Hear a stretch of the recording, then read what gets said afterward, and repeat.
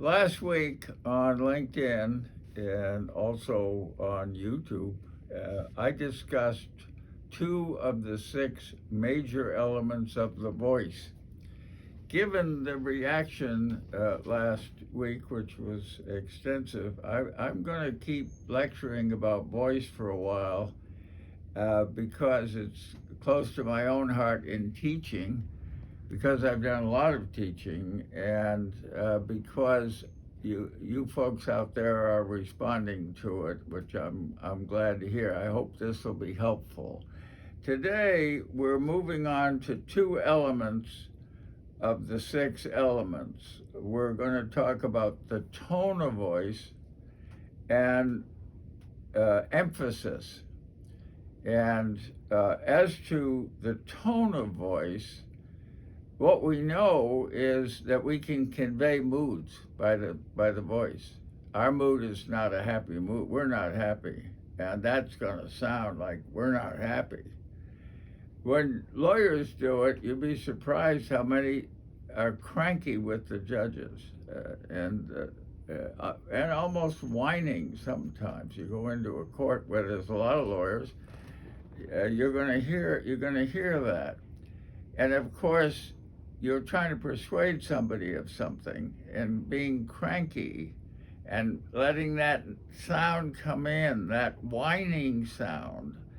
With the children, I told you to be home. You weren't home. Not only are you correcting them, but in fact, you are creating a mood which can last depending on how cranky you are, it can set the mood for the day even. So control of the voice. If you want to be cranky, you should be cranky. It's a free country. So let's take a tone. And the tone I want is I want to be persuasive. I decided that I'm going to get on the school board. I'm not happy with them. And I want to talk to them, but I don't want to shout and I don't want to yell because I know they're not going to listen, which is the whole point of me talking. So I want to be firm. My tone has to be firm. And so let's start off with the tone that would not be the way to do it. Today, nearly 170 years after a delegate made this statement at the Massachusetts Constitutional Convention, that is not what I want. So let me try it differently. After I listened to it, I listened to my own voice, which is very difficult to hear yourself, very difficult. But you can listen on your telephone, and let's try it a little more softer, and let's see if we like that, if we think that's what we're after.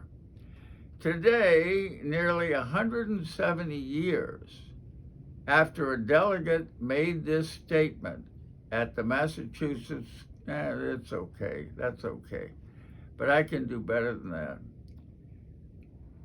Good morning, ladies and gentlemen. I just wanted to point out something that I think is relevant, and I think it may help you, actually, in your deliberations, which I view as terribly important.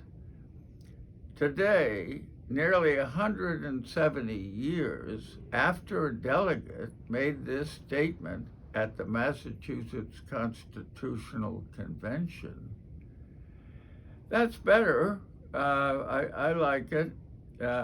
You see what I'm doing? I'm not just taking my natural way of talking, and I'm not letting the emotions at this time get the best of me when I'm talking to the school board. I don't want to do that. I want to be clear. I actually want to be helpful, even though I really don't like what they did. So I try it again. I tried a couple of times. What I'm doing, as I mentioned last week, is I'm changing the habit of my voice. Voice is a habit. It comes naturally to us. Our moods, unless we think about it, are going to take over our speech. And whatever that mood is going to set a tone. The purpose of talking, of course, is to talk to someone. And who is that audience? That is a fundamental element of speech. Who are you talking to? What is it that will persuade them? So, all right, that's the tone. We then come to one of the most serious problems in people's speech, and that is emphasis.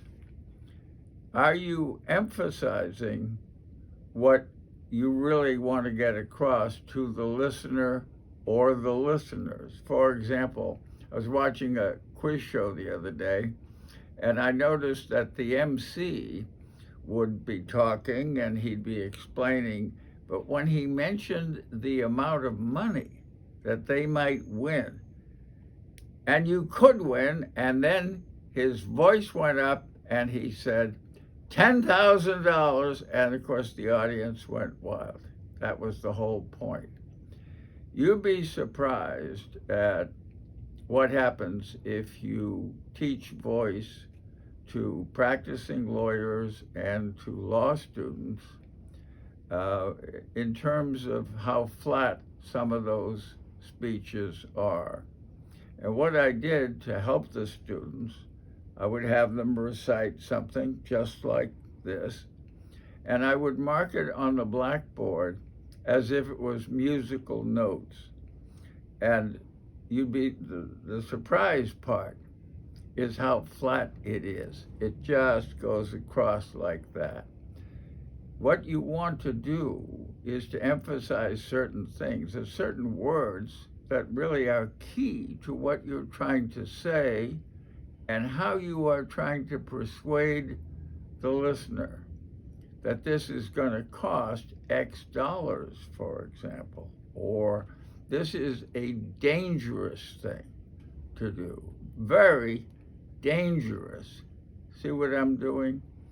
And this is not hard at all, but it does take some practice.